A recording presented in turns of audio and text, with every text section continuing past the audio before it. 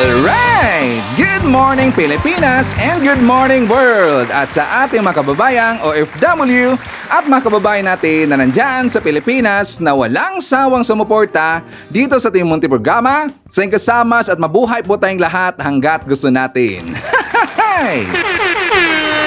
Well, anyways, tuloy-tuloy po tayo sa tagababalita dito ng mga tamang balita at sagutin ang maling information na ipapakalat ng mga fake news spreaders ng mga anti-Marcos, lalong-lalo na doon kami po sa mga fentanyl ng mga vlogger mga kabayan. Yes, dapat silang sagutin. Bakit? Kasi paghahayaan natin sila na lagi pong naninira araw-araw kay PBBM at sa Marcos sa may session, sa katagalan mga kabayan, akala mga paninira ay magtotoo yan sa mata ng ibang tao. So dapat silang sasagutin kasi ang bagong Pilipinas, bawal po ang mga sinungaling. At syempre, kasama niyo pa rin si Sir Ivan, ang pinakabulol na vlogger sa balat ng YouTube, pagbibigay sa inyo ng mga totoo at mga preskong balita na kinukuha natin sa kapitbahay na social media. So magandang buhay sa ating lahat mga kabayan and happy Monday sa ating lahat. Okay, so before tayo mag-start mga kabayan, well syempre, as usual, i-check mo natin ang mga nakapasok sa ating top 5 commenters doon sa ating last vlog. At nandito sa listahan ang nanguna po, si Ma'am Shane Sibal. Meron siyang 86 na mga comments. Nandiyan po si Lerma Sondita. Meron siyang 59 na mga comments, John Esperanza. Meron siyang 45 na mga comments. Nandiyan po ang name ng user or Nemi Hasigawa. Meron siyang 36 na mga comments. And Ana Cordoba, meron siyang 36 lahat ng mga comments. Again, kasama po sa ating top 5 commenters. At syempre, pasalamatan rin po natin ang ating po mga silent viewer dito sa ating channel. Thank you so much. At syempre, pasalamatan rin po natin ang lahat ng mga viewers na lagi pong nag-like, lagi rin pong shares ng ating mga videos. Thank you so much. And also mga kababayan ko, i-acknowledge po natin ang ating mga channel members. Nandyan si Katita Dar, Cosmo Defender, Pusong Inami, Barbara Butler, Susan Torres, Edmond Casellejo, Samle Membrado, and Via Bivar. I-greet natin ating mga suki mga kababayan at yung nanguna po sa pag-comment sa baba sa ating comment section. Nandyan sila si Jeline Quezon, Nonay Florin Hills, Lynn Gonzalez, Ralis Carlinga, Simply Tess, Seth Tabor, nandyan po si Carmila Salinga, Panting, Eme Mapalad, Levina Carbonel, Elizabeth Habihan, Rose Guevara, nandyan po si Noel Narcida, Christina Ucam, and Shani. At syempre, i-greet po natin ating po mga viewers na nag-celebrate ng kanilang birthday ngayong araw. Happy birthday! Okay, so kumusta ang lahat mga kabayan? How are you today?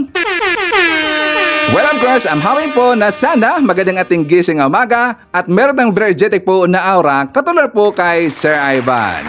Siyempre, as usual, doon po sa mga kababayan po nakagigising pa lang at wala pang energy, don't worry, painitin ko po kagad yung mga umaga kasi marami pong mga baon na mga pasabog at mga balita sa Sir Ivan na magamit natin pandibang po sa mga ipinapakalat na mga fake news ng kabilang kampo na mga fake news peddlers. At dapat na silang kukurtin araw-araw mga kababayan kasi sila po ay salot ng lipunan. Okay, good morning Pilipinas, Luzon, Visayas at Mindanao. So today is already Monday mga kabayan. So very busy day dyan po sa Pilipinas at sa iba rin pong lugar kapag Monday mga kabayan. I am very sure lahat po ng ating mga kababayan po na merong trabaho, doon po sa mga estudyante, so busy po sila sa pag-prepare mga kababayan. So gising na po. Bakit gising si Ivan? It's already 11 o'clock in the morning na dyan. Almost lunchtime na. Iba kasi meron meron pa tayong kababayan po na tulog pa hanggang ngayon. Gigisingin yan ni Sir Ivan.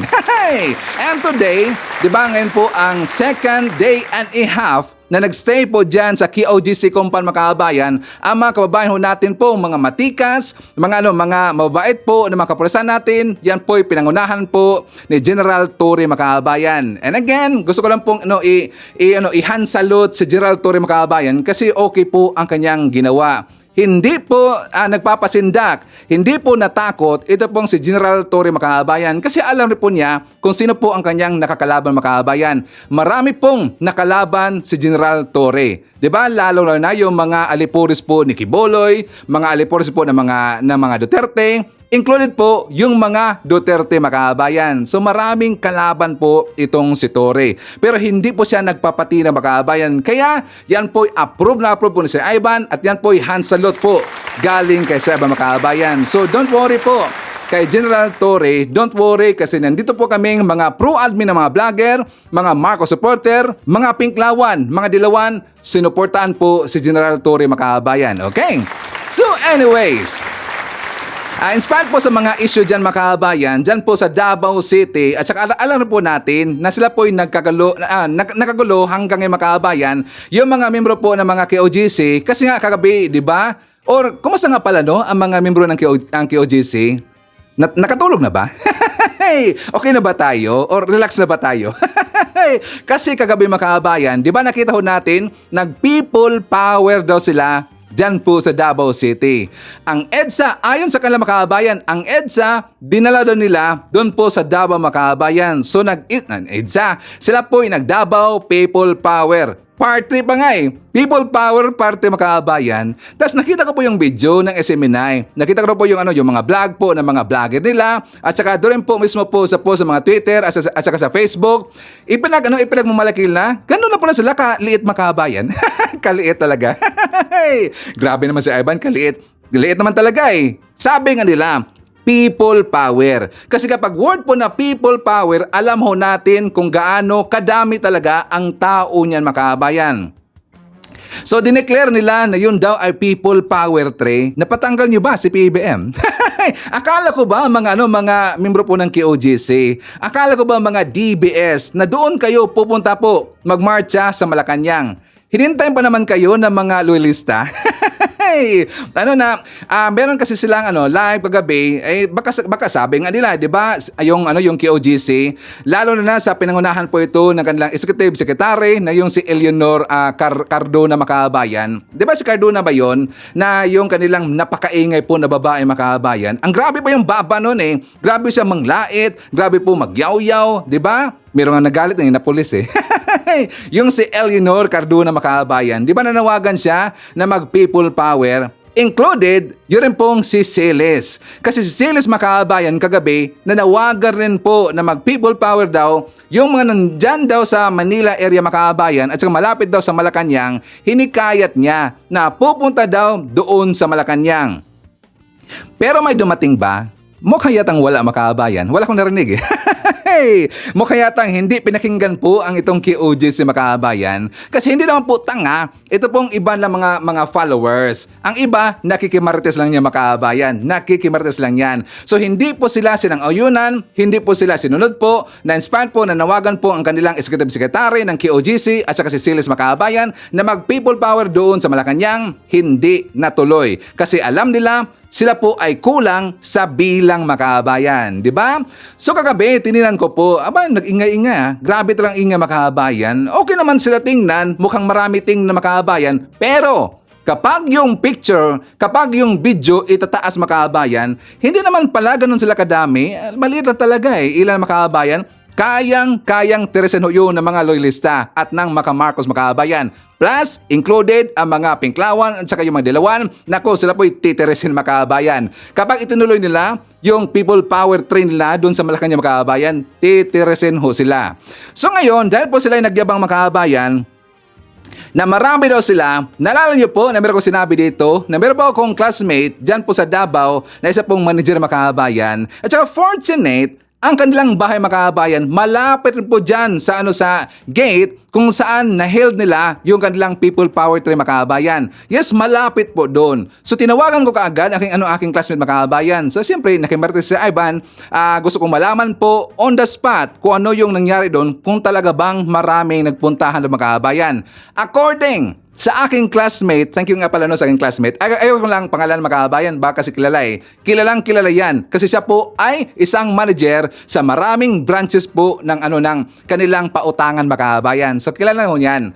So doon siya sa labas. Talagang nandun siya, literally po sa labas makabayan. Nakikimartes lang. Nagtingin-tingin sila, kasama po ang kanyang mga kaibigan kung ano ba talaga ang nangyari doon. Bakit nga pala marami yung taong nasa gilid makabayan?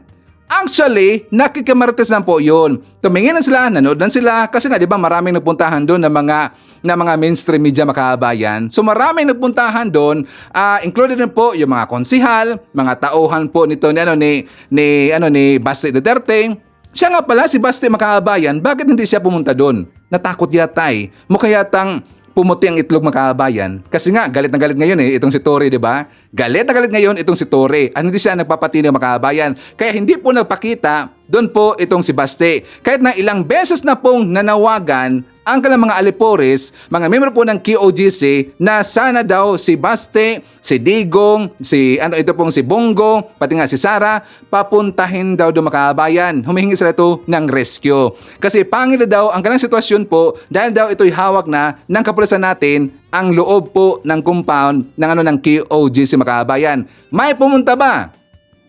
Merong pumunta makabayan, isang konsehal. Pero mamaya pag-usapan natin yan. Doon muna tayo po sa sinabi po ng aking classmate. Kasi nga, bakit daw marami doon makabayan? Hindi pala yun kasama. Yung nasa gilid, yung sa magilid area makabayan, according po sa aking classmate, hindi sila kasama. Kundi sila po yung nagmamarites makabayan. Then sabi ko sa aking classmate, bro, yung mga nandyan ba, lahat ba mga taga Davao? Kasi nga di ba nanawagan po si Eleanor Makabayan, nanawagan po si Eleanor Cardona, pati po itong si Celes, na lahat daw ng mga taga Davao, pati nga yung si Coach Oli Makabayan, nanawagan siya na sana daw lahat ng mga taga Davao, buong Mindanao, pupunta daw, this is it daw, sabi pa nga this is it ito na daw yung panahon daw na sila po ay mag-people power para tatanggalin daw sa pesto si PBM.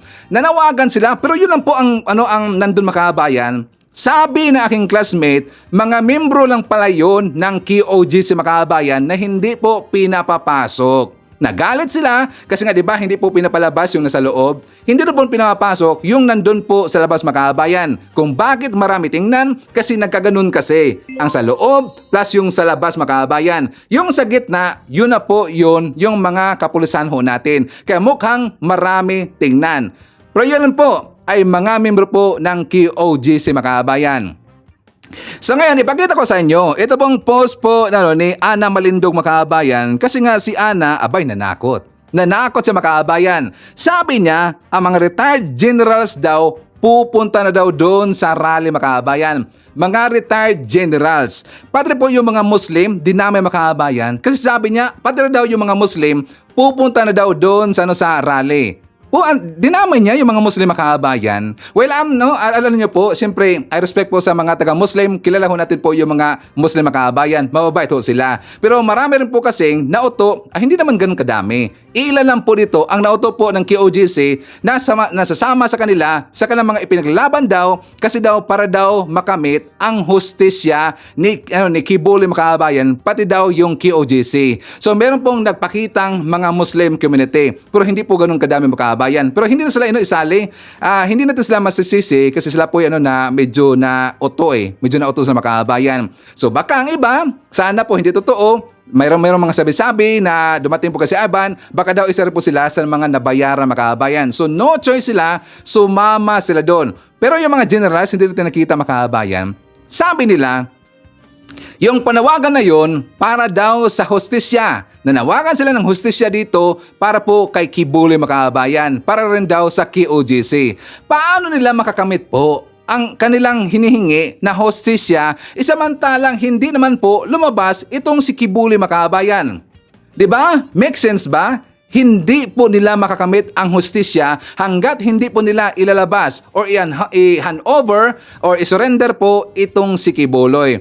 Kasi si Kibuloy talaga dito po yung makasolba po ng problema na yung makabayan, 'di ba? Hindi ba naawa itong si Kibuloy? Nanonood lang siya sa kanyang mga tauhan. Sinakripisyo niya ang kanyang mga tauhan para lang hindi siya madakip makabayan. I am very sure tayo 1,000%. Itong si Kibuloy, nag-monitor ho yung makabayan. Kitang-kita niya sa video kung ano na po yung nangyari sa kanyang mga tauhan. 'Di ba? Tas ang nakatawa pa dito, nagpe-pray sila mga kabayan. Nagpe-pray sila, nag-pray sila para daw maliwanagan yung utak daw ni BBM na dapat daw o sana daw mag-resign mga kabayan. Duda si Sir Ivan sa kanilang prayer. Kasi nga, 'di ba, ang lagi lang sinasabi dito na son of God daw itong si Quiboloy. Son of God mga kabayan. Kaya dudang-duda si Sir Ivan, kay Lord Jesus Christ ba talaga o sa totoong Panginoon mga kabayan sila nag-pray dito? Or baka ang prayer na dito, ang ginpray lang nila dito, doon lang po kay Quiboloy mga kabayan, or baka si Quiboloy lang po ang kanilang pinagprayhan. 'Di ba? Kasi nga alam ko dito, kasi ginawa na kasi lang poon itong si Quiboloy mga kabayan. Ginawa na kasi na dito pong Diyos-Diyusan ito pong si Quiboloy. So dudang-duda si Ivan. Malamang sa malamang, doon na sila po nagpipray kay Quiboloy. Hindi na po sa totoo pong Panginoon mga kabayan, di ba? Sana na lang po i-surrender ninyo itong si Quiboloy. Tapos ang laban, masulbad ninyo ang problema dyan sa Davao City. At sana po sa mga captions ninyo, mga vlogger po nila ni Quiboloy mga kabayan, mga Lipones po ni Digo, mga Caves vlogger, mga Diggs vlogger at Sara vlogger, sana ayusin niyo po yung mga term ginagamit niyo. Lalo na dito na po sa galing po sa mga hindi fake news na mainstream media daw ang isiminay, ginamit niya lahat daw ng Dabaweños mga kabayan, mga Dabaweños pumunta daw doon sa rally. Nakiisa daw sa EDSA People Power mga kabayan or Davao People Power 3. Dinamay pa ang Dabaweños, dinamay nyo ang Davao, dapat ang correct po na caption ilagay nyo, membro ng KOGC, nakiisa sa Davao People Power 3. Dapat ganun, be accurate. Be accurate. So, before tayo magpapatuloy mga kabayan, sa ating usapin po tungkol sa issue ng KOGC, ipakita ko muna sa inyo yung good news. Kasi kahapon mga kabayan sa ating vlog, di ba wala akong napakita po na good news. Siyempre, hinanap po ng ating mga viewers, Sir Ivan, nasaan na yung good news mo? Nakafocus kasi tayo sa di ba nakafocus kasi tayo, ang ating buong episode kahapon, na-focus kasi sa KOGC. So, nakalimutan po ni Sir Ivan ang ating good news. But anyways, para po malaman ng ating mga viewers dito na mga haters po ni Sir Ivan at yung mga member po ng DBS mga kabayan, at least para malaman nila na meron pong tinatrabaho si PBM at talaga pong tinatrabaho po si PBM kasama ang Marcos Administration, ipakita ko sa inyo ang good news. For more details, let's watch this. Sa bilyong dolyar na halaga ng mga ipapasok na salapi at sa libu-libong trabaho na malilikha nito, isang matatag na ekonomiya ang nakaabang sa atin. Handa naman tayo na maging manufacturing country at kaya ito ang aming hinihingi sa ating mga kaibigan na sila ay mag-invest sa mga planta, sa mga capital-intensive investment. Ika nga na sila talaga ay magtatayo ng manufacturing na operasyon dito sa Pilipinas. Maraming trabaho ang ating makukuha dyan at kapag itong manufacturing ay sumika, ay makakapag-export pa tayo. Malaking bagay yan dahil kailangan paramihin natin ang ating negosyo sa iba't ibang bansa. Kung ang Pilipinas ang nag-export, ay hindi na natin kailangan mag-import. Yung perang yun, maiiwan dito sa Pilipinas para naman tulungan ulit ang ekonomiya. Kaya't mahalaga na masuportahan natin ang manufacturing industry sa kanilang mga kinakailangan. Una na dyan, ang mura at maaasahang supply ng kuryente. Yan ang isa sa mga unang hinahanap ng ating mga investor. Kaya may ilan tayo mga Japanese na kumpanya na gustong tumulong pagdating sa renewables at mayroon ding mga collaborative research and development project tungkol naman sa mga posibleng bagong paraan ng energy production. Determinado ang pamahalaan na maabot ang A investment grade rating sa Moody's. Kasunod ito ng Baa2 with stable outlook rating na ibinigay ng Moody's sa Pilipinas. Ayon kay Budget Secretary Amina Pangandaman, halos 10 taon na ang Baa2 ang rating ng Pilipinas sa Moody's, kaya panahon na para lalo pang magsikap ang gobyerno para makakuha ng mas magandang rating.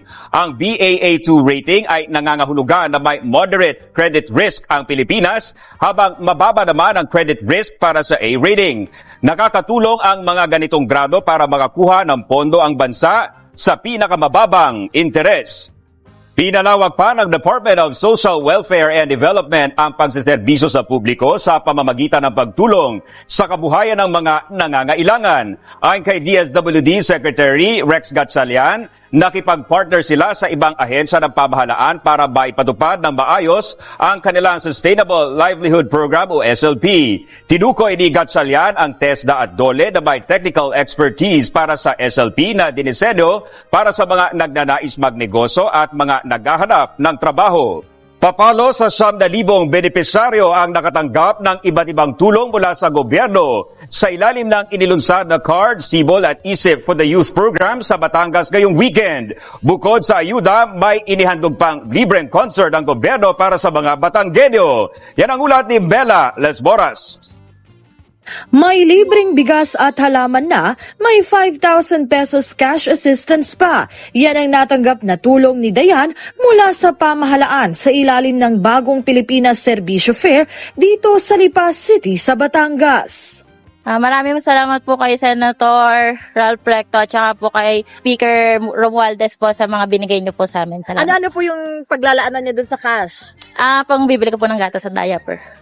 Pero alam nyo bang bukod sa BPSF Caravan, may 3 malalaking programa pa na inlunsad ang gobyerno sa lalawigan sa pangunguna ni House Speaker Martin Romualdez. Isa na riyan ang Cash Assistance and Rice Distribution o CARD program na handog ng administrasyon para makatulong sa vulnerable sector sa gitna ng patuloy na paggalaw ng presyo ng mga bilihin sa bansa. 3,000 benepisyaryo ang nabigyan dito ng 5,000 piso bawat isa na may kasama pang 20 kilo ng bigas.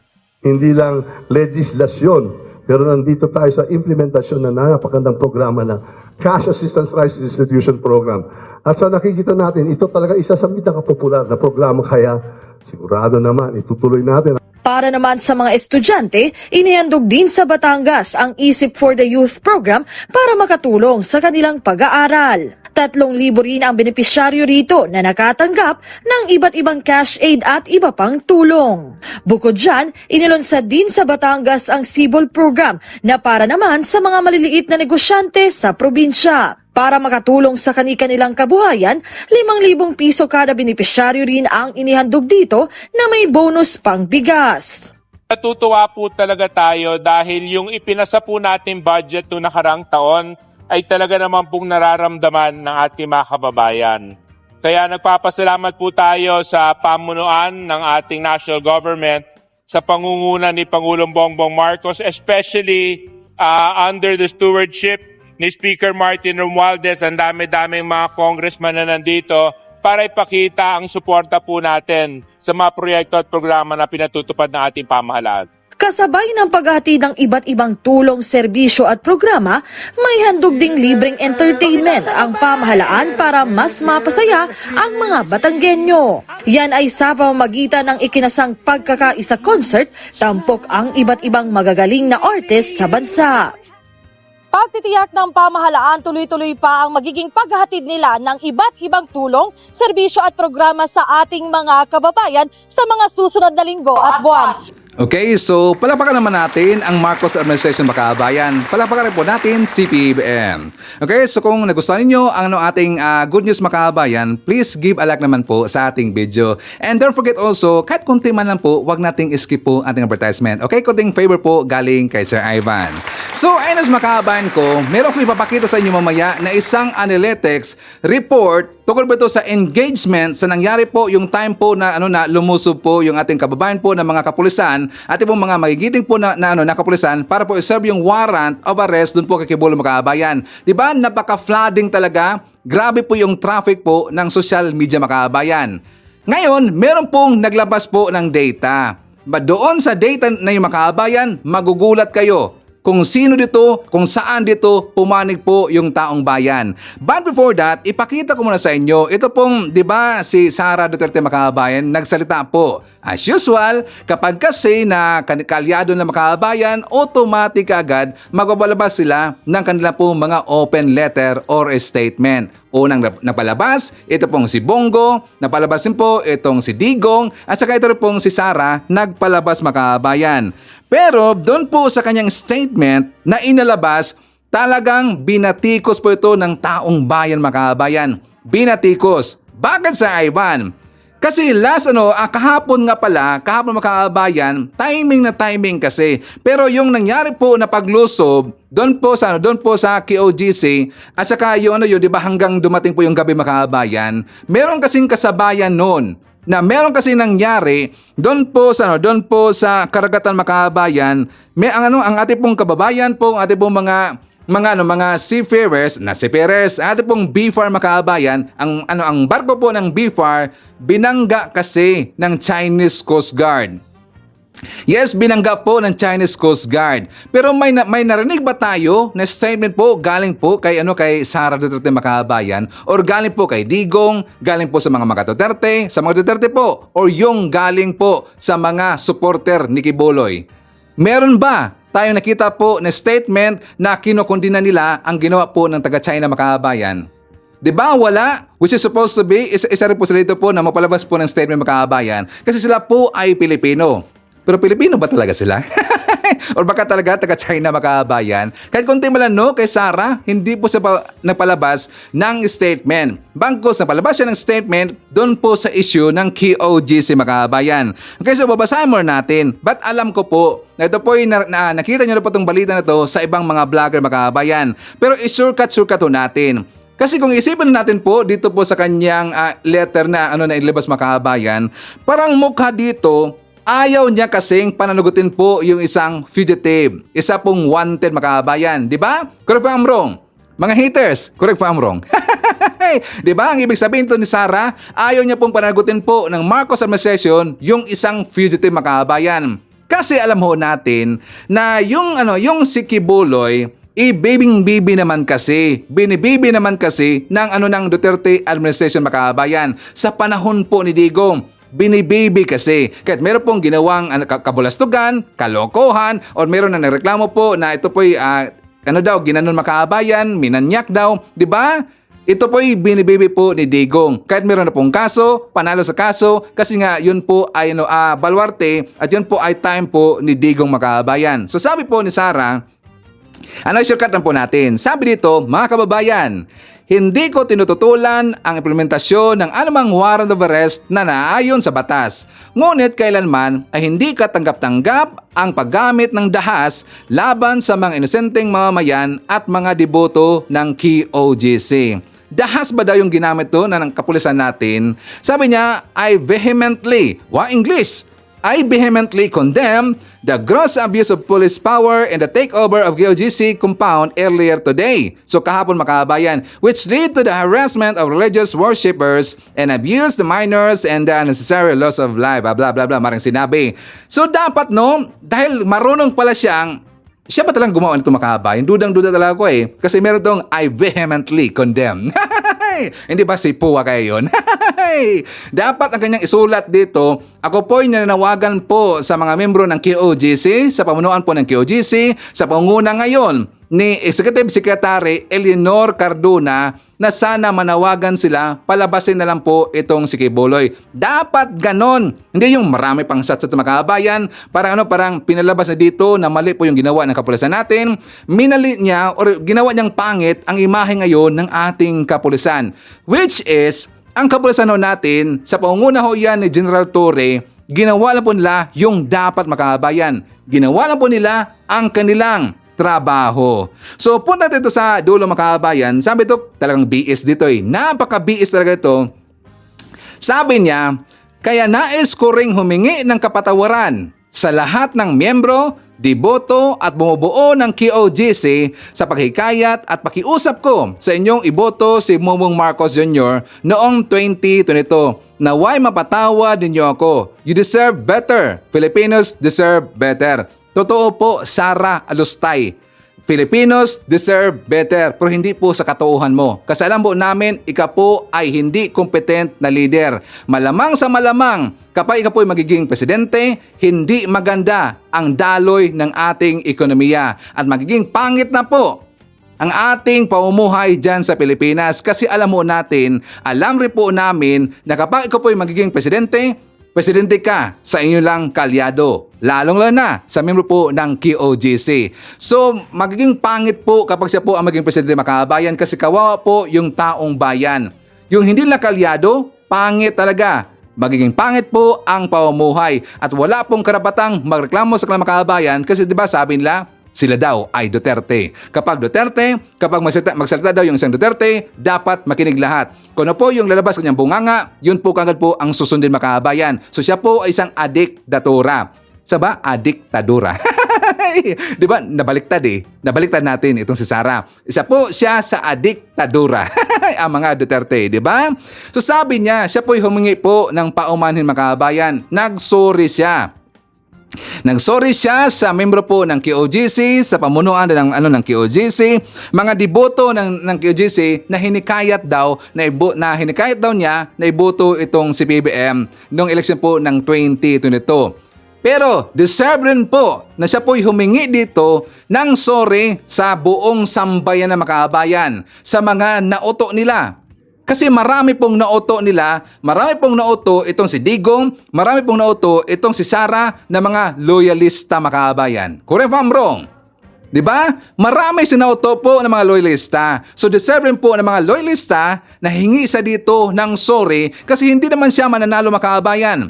Una, hindi po mananalo si Digong noon sa 2016 na presidential po na candidate. Hindi po yun manalo si Digong without the help. Without the help po of loyalista. Sakto po yan kasi marami po yung loyalista makabayan.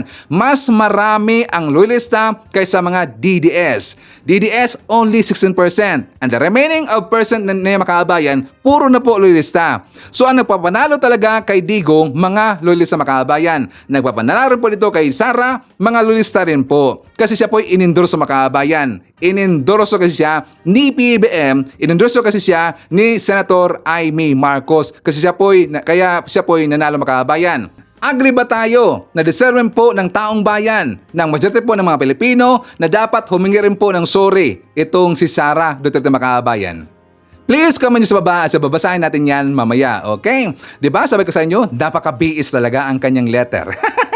Ang kanyang letter, pahayag na hindi naman siguro siya po yung gumawa makabayan. Kasi meron siyang spokesperson, meron po siyang writer makabayan. So before tayo magpatuloy, isatumar natin. Nandyan po si Lilian Dalyabe, Benita Eusebio, hi to John Esperanza, Freddy Guzman, hi to Mela Valdez, Espernito, isatumar po natin si Florife Gumapak, Rosemary Mercado, Michael Vinas, nandiyan po si G. Camana, Zenaida de la Cruz, Jerry Cabrera, Mar Bernardino, nandiyan po si Jules, Masking Digma, Evangeline de Lumban, hi to Gloria Marquez, Rosalinda Katubig, isyata rin po natin si Dev YT, Fred Guena, hi to Annabel Hoson, William Steven Berdogo, and hi to Vida Carduna.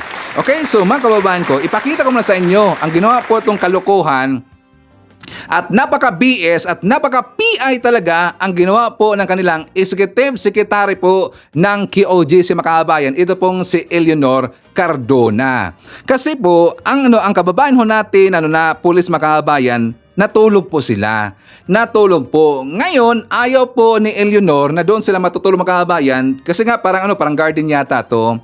So alam mo natin po, ating mga kababayan po, mga kapulisan, na sila po walang tulog mga kababayan. Talagang kapoy sila, kapoy po. So kulang sila tulog or baka kulang rin po sa kain mga kababayan. So sila po nagpapahinga lang. Kailang pinuntahan kaagad doon ni Eleanor at sila po ginising mga kababayan at not just ginising, pinagsisigawan makabayan. Kasi ayaw po ni Eleanor na doon sila matutulog. Ngayon, may nagalit. Kasi nga, puro lang ngaw-ngaw, puro lang bunganga, at sa grabe po mga pinagsasabi makabayan. So, meron talagang nainis na isa po na pulis. Siyempre makahabayan ko, dito po sa ginawa po ni Eleanor, na kung saan, alam nyo po, marami kong kakilala po na name po ni Eleanor. Sa classmate ko palang mga kabayan, 3 po yung name na Eleanor, mababait ho yan. At saka ang akin na pong auntie, name rin po Eleanor makabayan at napakabait talaga ng aking auntie. Yes, kasi nga alam nyo makabayan, lumaki po si Saiban sa aking lola. Yes, lola's boy po si Saiban. Lumaki rin po ako kasama ang aking auntie makabayan. So kasama ko si auntie or tita ko si Eleanor. Kahit minsan Kahit one time mga kababayan, maniwala man kasi hindi ako nakarinig po o nakita na sumisigaw o nanigaw po ang ante. Name, Eleanor. Totoo yan mga kababayan, honest. Kahit man lumaki na lang si Ivan, hindi talaga ako po hindi ko na witness, hindi ko nakita, hindi ko narinig na nanigaw po ang ante, mga kababayan. Mabait ho yun. Isa po siyang God-fearing mga kababayan. Kahit merong mga issue po ng konti, hindi ho yan magsalita po ng pangit. Kalma lang po yan magsalita mga kababayan. Sabi niya, hayaan natin. Ganun ba? Parang napakabait talaga eh. Parang ako na yung mainis para sa kanya mga kababayan. Ganun kabait po.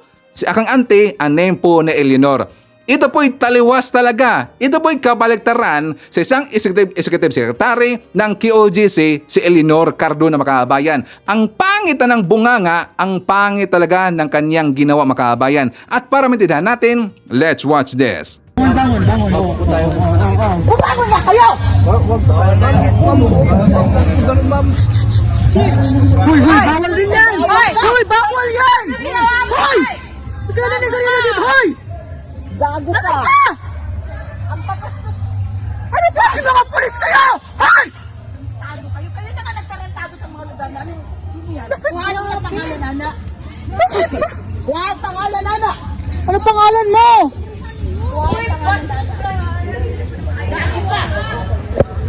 Pinapagising namin kayo kasi hindi dapat pinatutulog dito. Ano ba kayo?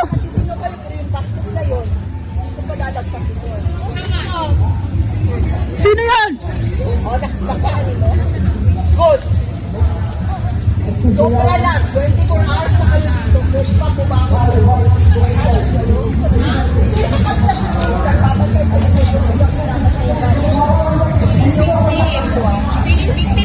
Asa to? Bunsay kang pala to.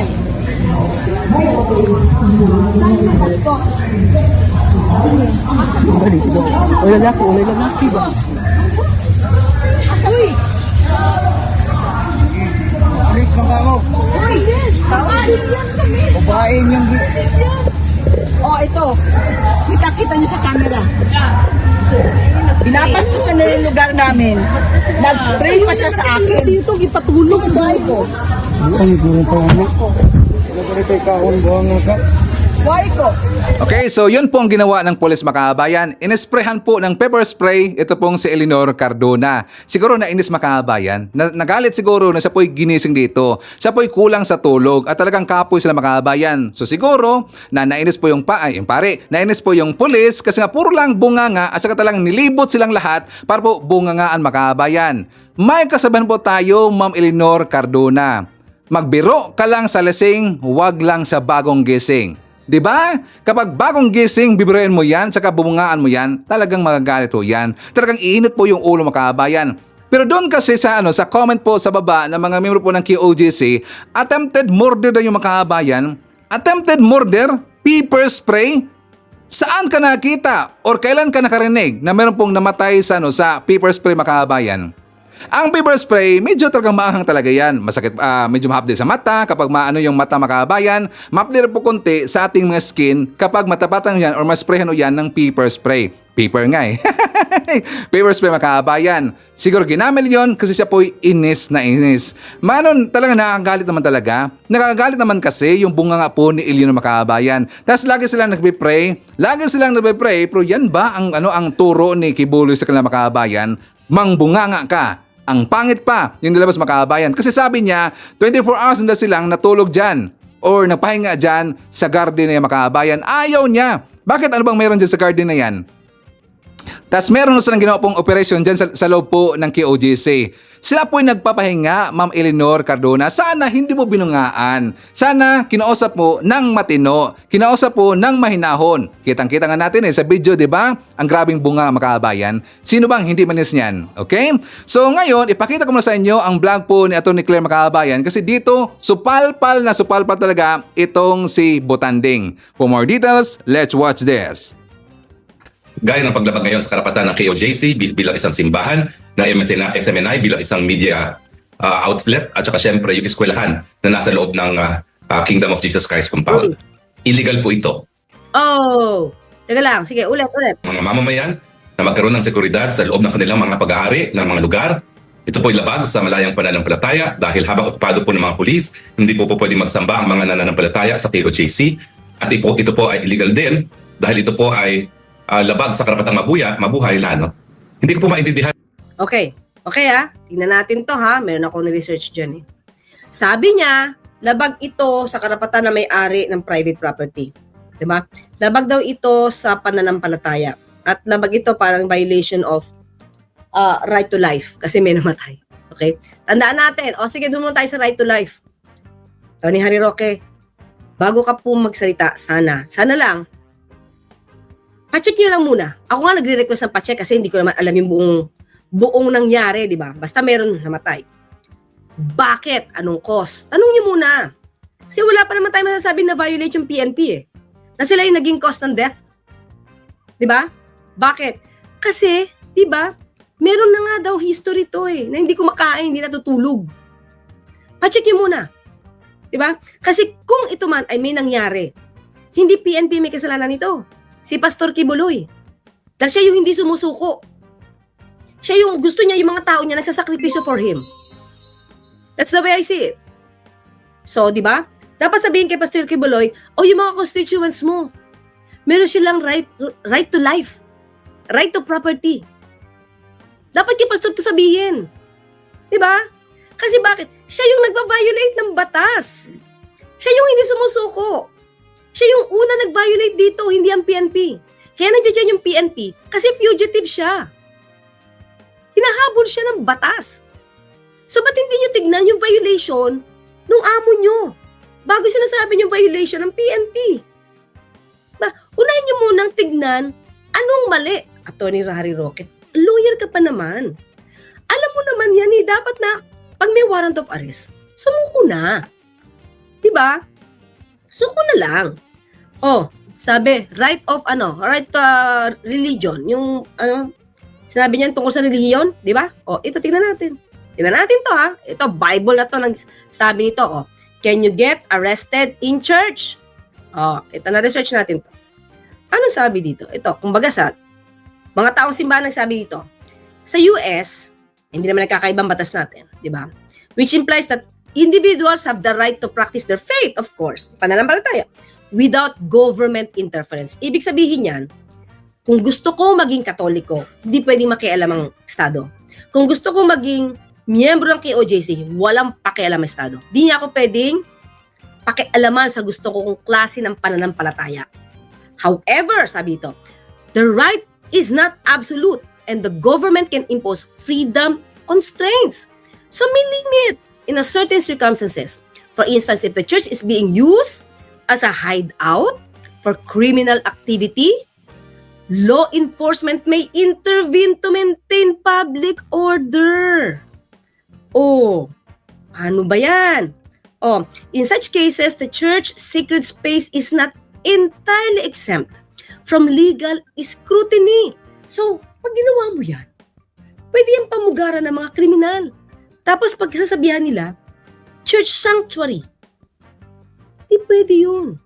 Diba? While religious freedom is protected, it's not a blanket exemption from the law. The government must balance its interest in upholding public safety with the need to respect the autonomy of religious institutions. So, hindi papasok dito yung pananampalataya kung dyan nakatago yung fugitive. Wala kayong magagawa dyan. Okay, next. Can a church be liable for not reporting a crime? Ano sabi?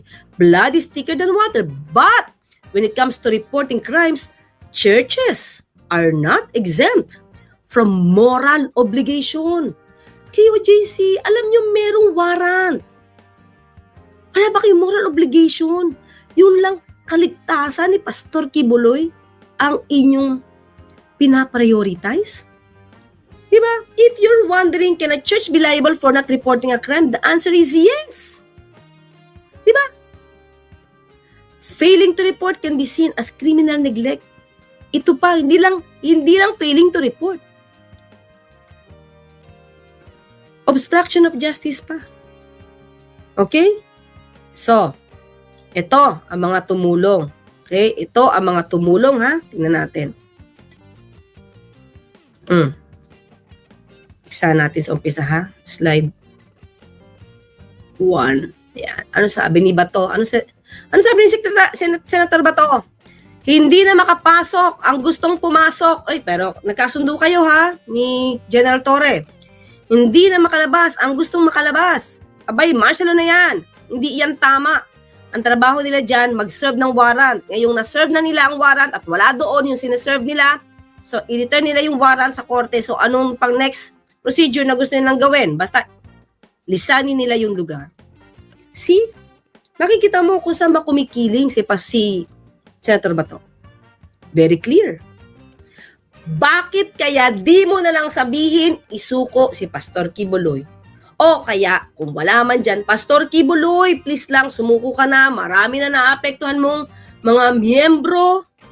Nagkakanda, himatay na. Diba? Diba yun ang dapat mong panawagan, Senator Bato? Ikaw, dati kang miyembro ng PNP, senador ka pa man din, public servant ka. Diba dapat ini-encourage mo na sumunod yung kaibigan mo sa batas? Hindi sasabihin mong martial law. O, next. O, ayan o. Tignan, pumunta si Senator Bato.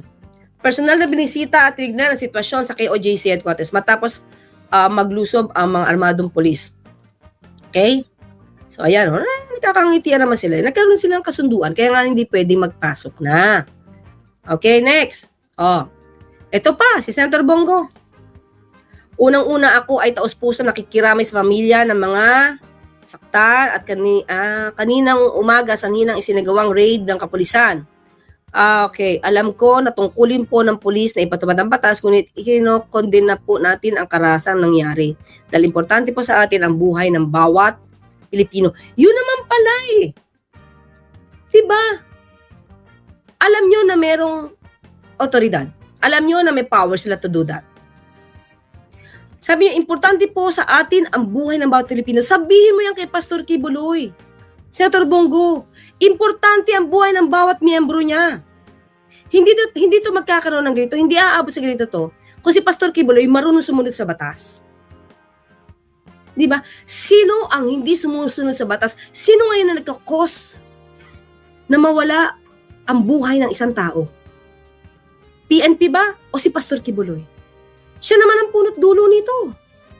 Protect the people. Tell that to Pastor Kibuloy. Please, Pastor Kibuloy, protect your people. Oh, wag naman overkill. Di naman sabi ko nga, hindi magkakaganito to kung hindi nila pinoproteksyonan at hinaharangan ang otoridad sa paggawa ng kanilang trabaho. Diba? So makikita mo pa rin dito, ang sisi sa PNP, hindi niya sinisisi yung lumalabag sa batas na si Pastor Kibuloy. Diba? O, ito pa. O, nagpadala ng maraming pagkain, nag-donate ng pagkain gaya ng burgers, fries, ice cream, siopaw, at tubig para sa misyonaryo sa loob ng KOJC. Okay? Pulong. Congressman Pulong, ikaw ay public servant para sa lahat.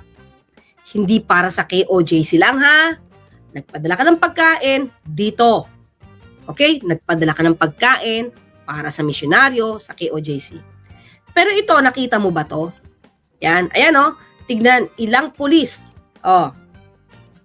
Sinundo na ng kanilang ambulansya dahil sa panghihina, bunsod ng labis na gutom at pagod. Congressman Pulong, ito ba mga pulis na to hindi taga Davao? Hindi naman mag-i-implement yan kung hindi yan taga Davao. So, ang tao mo ba na dapat na proteksyonan? Miyembro na ng KOJC? Paano to mga pulis na to? Hindi ko alam kung binigyan mo ng pagkain. Diba? Constituent mo rin yan. Congressman Pulong, hindi lang KOJC. Okay? So ngayon, okay? So dito po sa nangyari sa KOJC na isyu mga kababayan kay Kibuloy, nalaman natin dito at talagang nabalatan po yung totoong intensyon ng mga Duterte mga kababayan, ng mga Duterte. Pati po yun, siyempre kasama rin po yung mga Duterte cronies mga kababayan, ang mga alipores. So vote wisely tayo mga kababayan. Dapat piliin ho natin po ang karapat-dapat po na politiko this coming next election. Sa midterm election, pati po sa darating po na 2028 mga kababayan. Kilala na po natin po yung mga Duterte. Okay? So please vote wisely. Pati po sa mga haters. Mamaya ipapakita ko sa inyo mga kababayan at saka mga haters. Mamaya ipapakita ko sa inyo kung ano ang totoong estado ngayon. Kung ano ba, kung saan man nakasuporta, kung saan man pumanig. Yung mga nakita po, naka-witness sa nangyari po sa pag-search po or sa pag-search po ng warrant of arrest sa KOGC mga kababayan. Kasi alam mo natin, di ba talagang nag-traffic o yan? Grabe yung engagement mga kababayan sa social media. Sa SMNI, million po ang kanilang mga views doon. Mga viewers ang views po doon kay Banatbay, sa ibang mga vlogger nila, diba? Umabot po ng million mga kababayan. Kasi nga marami po talagang na-curious sa nangyari. So maraming nanood mga kababayan. Ngayon, meron pong kumuha ng analytics. Meron pong kumuha po ng data mga kababayan. So mamaya ipakita natin yan. But before that, isarmar natin, nandiyan po si IBB Alonso, hi to Elsa Hoffman, Luzbel Di Nakima, Eleanor Tomlos Mercado o Eleanor, mabait yan. Diyan po si Wing Salvatierra, Otelo Lim Diesto, Florendo Min, hi to Caroline Campos, Gorgunya Angala, nandiyan po si Jonitz Jax, Mary Grace Secretaria, Myrna Borromeo, Nonski Pasamonte, and hi to Apple Nash and BB McDoms no Namod. Okay, so mga kahabayan ko, ipakita ko sa inyo yung data. I think sa view nakita nyo ito at saka malamang sa malamang ito'y nakita nyo mga kahabayan kasi ito po yung nag-viral na po doon sa Twitter pati po sa Facebook. Ano yan Sir Ivan? Kasi meron po ayon po sa Rapid Sentiment Analysis or RSA. Alam natin yung RSA? Yan pong mostly ginagamit po doon sa time po ng election mga kahabayan kung bakit nakuha po ng percentage, doon po sa doon po kay Lini Robredo, doon po kay PBM, kay Sara Duterte. Nalaban ng name na yan, yung RSA mga kababayan or Rapid Sentiment Analysis. Makakuha po yung data na yan dyan po sa YouTube, pati po sa Facebook mga kababayan. So doon po sa Facebook, kasi ito po yung binagbasihan doon po sa Facebook. Mga kababayan ko, ayon po sa balita, sa kabila ng kontrobersyal na pagsalakay ng PNP sa KOGC compound ni Kibuloy, nanatiling matibay ang suporta ng publiko sa administrasyon ni Pangulong Bongbong Marcos. Ayon sa RSA o Rapid Sentiment Analysis, mula sa 58 na mga link mga kababayan, take note, 58 na mga link na may kabuuang 303,586 engagements at meron pong 1,179 views. Yan po mga kababayan. So 55, ayon po ito sa data, 55% ng mga netizens ang pumuna kay Pastor Kibuloy, 25% mga kababayan ang pumuna ha. Kay dating Pangulong Duterte at kay Bebe Sara ang pumuna, 24% mga kababayan. Pati rin sa mga taga-suporta sa KOGC, 6% mga kababayan. Samantala, ang 39% ng mga netizens ang napakita ng suporta sa mga Duterte is only 18% mga kababayan. 18% at pumuna sa umano'y labis na pwersa ng PNP, 17%. May 4% naman ang nagpakita ng negatibo opinyon sa administrasyong Marcos na tinawag itong isang diktadora. Isipin niyo yan, sa 1 million views po dun sa Facebook mga kababayan, sa 1 million na views, only 4% lang po ang pumuna sa Marcos administration. Ang ibig sabihin, majority po sa nakapanood, sa majority po sa taong bayan ang pumanig sa Marcos administration mga kababayan. Okay sa kanila ang ginawa po ng ating kapulisan. Kasi alam po natin, ginawa lang po ang dapat o ginawa lang po ang dapat ng ating kapulisan kung saan ginserve lang po nila ang warrant of arrest. Kasi meron pong kaso itong si Kibuloy mga kababayan at yan po ay dapat. Diba? At sabi dito mga kababayan, sa kabila ng batikos, malinaw na nananatili ang kumpiyansa ng nakararami sa pamumuno ni Pangulong Marcos na nagtataguyod ng batas at kaayusan sa bansa. Ang mga hakbangi ng PNP, kahit pa kritikal ang ilan, ay bahagi ng mas malawak na kampanya ng gobyerno para labanan ang kriminalidad at katiwalian na siyang susi sa tunay na pagbabago at pag-unlad ng Pilipinas.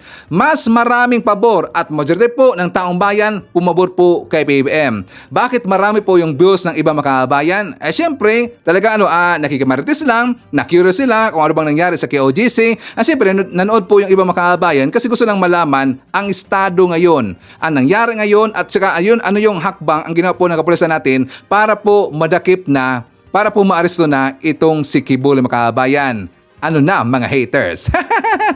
Di ba? Ang mga nag-ingay ngayon, yung mga sinasabi nyo na mag-Davao People Power daw, kayo-kayo lang yan. Nakakatawa naman.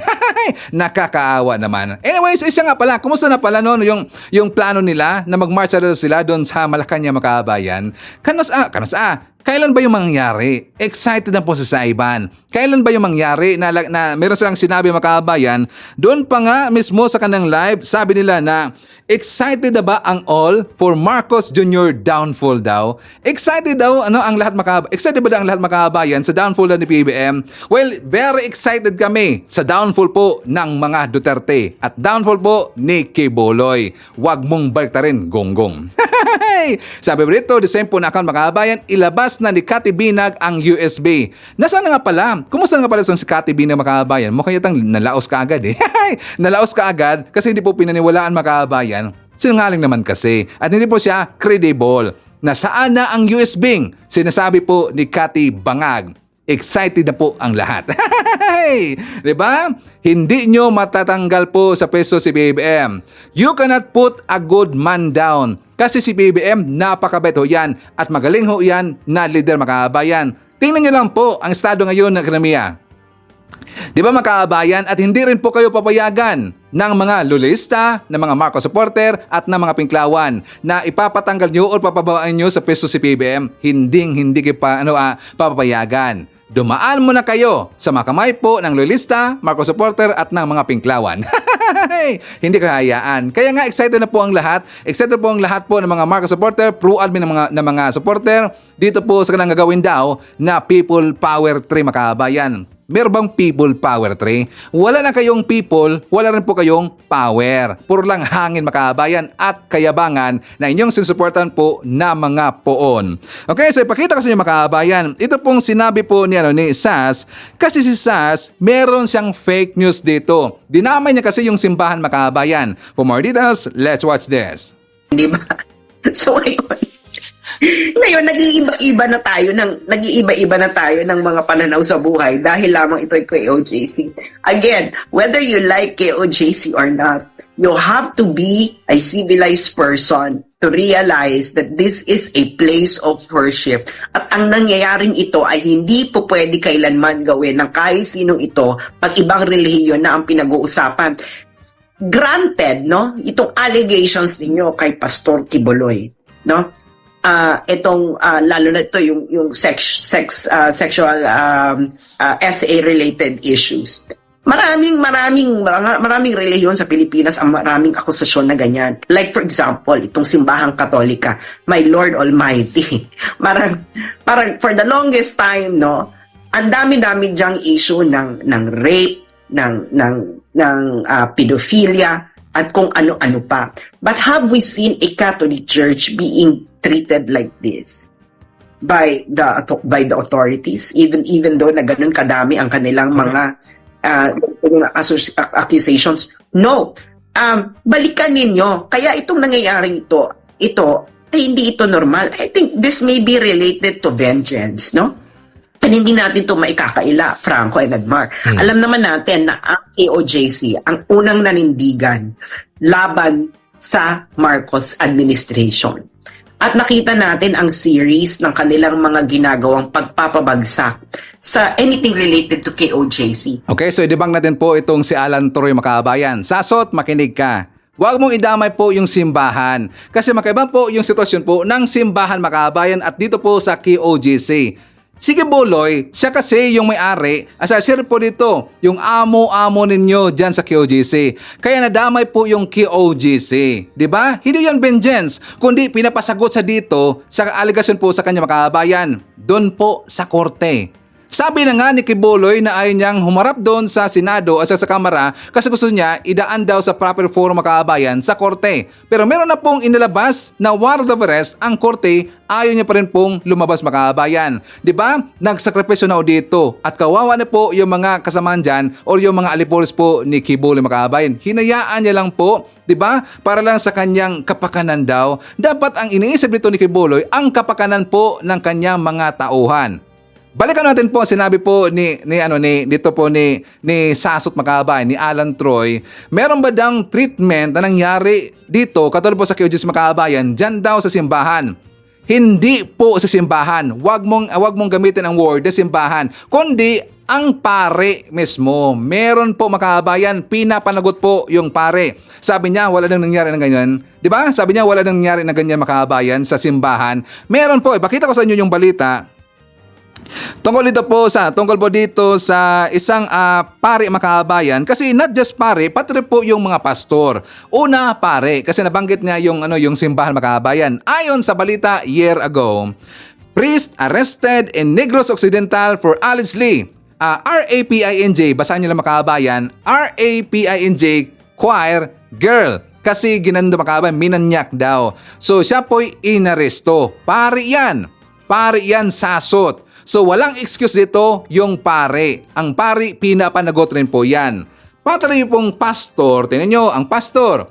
Balita po sa September 20, 2023, last year Makabayan, pastor held for members, the same pa rin po na kaso Makabayan, RAPE. Siya po'y inaresto kasi nga meron siyang kaso Makabayan. Siya dito rin po sa balita, preacher. Iba po na balita Makabayan, this is year 2022. Preacher arrested for the same pa rin po na kaso, RAPE, ang pastor. Sangkot po sa ganun po nagawan Makabayan. And also, meron pong balita, April 30 last year, church leader arrested for RAPE ng Makabayan. So, bakit na dadawit itong mga pastor itong Makabayan sa ganun po nagawain? So, doon rin po sa Baguio City, ang name po is si Samson Kahulog Eren Jr., 65 years old, married, pastor, and resident po dyan sa Duntugan at siya inaresto sa Makabayan kasi nga meron siyang kaso po sa panggananon, pangmamanyak. Ngayon, gusto ninyo exempted itong si Quiboloy? 'Di ba? Ang kaso ni Quiboloy na meron pong allegedly na meron siyang minanyak rin po Makabayan, gusto nila na exempted si Quiboloy kasi son of God daw. 'Di ba? Yan po'y magiging unfair po doon sa mga inaresto po na mga pastor at nakulong Makabayan. 'Di ba? So fake news po yung sinabi po ni Sasot. Dapat natin siyang i-debunk Makabayan. Wala po exempted. Kung saang simbahan ka man, kung ano man ang pangalan ng simbahan mo, as long as yung pare or pastor merong ginawang kabulustagan, yan po'y pananagutin po ng batas Makabayan. Walang exempted. The same po yan sa ginawa po ni General Torre dito kay Quiboloy. Dapat sa po'y pananagutin. Okay, so ipakita ko rin po sa inyo Makabayan kasi nga, di ba nanawagan sila kay Polong, nanawagan sila to kay Bongo, kay Basti, kay Digong at saka kay Sara na magpa-rescue na sa Makabayan. Ngayon, merong pumunta doon, merong sumugod Makabayan, nagpaipal. Pero hindi po itong si Baste. Bakit? Pakita ko muna sa inyo Makabayan, itong video na to na kung saan ipinakita nila na marami daw pumunta doon sa kanilang people power. Hindi kami pwedeng lumabas. Yung mga abogado hindi rin pwedeng pumasok. This is thing. Mananagot kayo sa taong bayan at ngayon nagsasalita na ang taong bayan. Nagulat sila sa nangyari ngayon. Hindi nila mapagilan to. Nagulat sila dahil ito po sinisilip ko. Puno na ang harap. Puno na po ang harap ngayon. This is the time. Mga Kadabaw, mga tao dyan sa Mindanao, pumunta na po kayo ngayon na pong gabi. Ayan po, nakikita nyo si Mama Ana. Ito po, meron ng sasakyan. Yes. Meron na patay dyan. Ito po ang POTC. Ito ang Pilipino. Ito ang mga naapi. Nagsisisigaw na, pumunta na po kayo ngayon. Yes. At Coach Oli, no? At kami din po ay nananawagan sa mga tao na nasa Maynila, sa Luzon, at Visayas, kung saan mang lugar, kahit 10 lang kayo, lumabas po kayo. At i-Facebook nyo po, i-post nyo that you are joining the People's solidarity tonight to call on Marcos Jr. to step down. Gabi, nandito tayo ngayon sa labas ng gate dito sa 18 hectares kung saan kasama po natin si Councilor Alrayan Alejandre ng Davao City at isa siya sa mga hindi pinapasok dito sa KOJC compound. At bilang councilor at kabahagi, parte sa kanyang nasasakupan itong KOJC compound, gusto niya sanang makita ang sitwasyon ng mga KOJC missionaries sa loob. Pero hanggang ngayon, naghihintay pa rin sila ng go signal. Parang hindi na yata sila makakapasok. Nandito ngayon si Councilor Alrayan Alejandro. Councilor, magandang gabi po. Magandang gabi sa iyo, sir. Kasama ko rin si former Councilor Giselle Villafuerte. Nais po namin sanang i-check yung welfare ng mga tao dito sa loob ng KOJC, no? As our mandate as local government officials, gusto din namin ma-check. So nag-ask po kami ng permission sa head ng kapulisan kung pwede kami makapasok. Unfortunately, hindi po kami pinapasok. Naghahanap na lang po kami ng leader ng KOJC and then yung si attorney kanina, Dina po. Sad to hear na talagang nakakalungkot ang sitwasyon sa loob. Wala na daw pagkain na provision, hindi na makapasok. And even ang medical team, no? Kaya nandito din si Dr. Giselle Villafuerte, kasama namin ngayon. Ma'am. Yes, sir. Ang aking concern, syempre, ang health ng mga nasa loob. Aba, concern daw. Nakikipaipa lang sa makabayan, nang iipa lang ho yun, namumulitika yung dalawa na yun. Diba? Tapos sabi niya, ito rin mandato daw sa lungsod makabayan. Alam niyo po, ito'y imposible. Malamang sa malamang, 100% ang nagbigay po sa kanya ng utos makabayan, ito pong si Baste Duterte. Ang kanyang counselor lang po ang pinadala ng makabayan. Bakit? Bakit hindi po mismo si Baste ang pumunta ng makabayan? Kasi siya po'y mapapahiya dito. Siya talaga po'y mapapahiya. Kahit sino man doon ang pupunta makabayan, wala talagang papapasukin. Kahit pa si Baste, kahit pa si Digong, si Sara ang pupunta doon, hindi talaga papasukin makabayan. Kaya wala pong isa sa kanila, kay Sara, kay Digong, at kay Baste or Pulong na pumunta doon. Kundi nagpadala lang po ng counselor, nagbabakasakali na ito po'y papasukin makabayan. Napahiya, hindi pa rin po pinapapasok. Walang kwenta, yan po'y pamumulitika makabayan. Ito pong si Baste, naduwag naman pala puti ang kanyang itlog makabayan. Natakot kay General Torre. Hindi pumunta doon. Kasi kapag siya po ay matapang, pupunta sa doon makabayan, magpapakita po kay General Torre.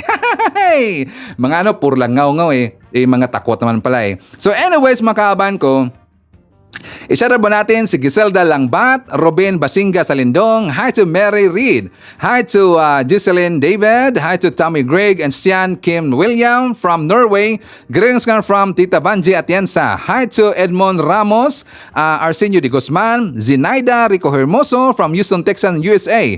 Kasama rin po natin si Edgar Basco, Jaime from Cavite, Evelyn Garcia, Ashin, Elmer Casiliano from Wellington, Ronelyn Lamson from New Zealand, hi to Pipito Macaranas from Canada, and hi to Jimmy Garcia.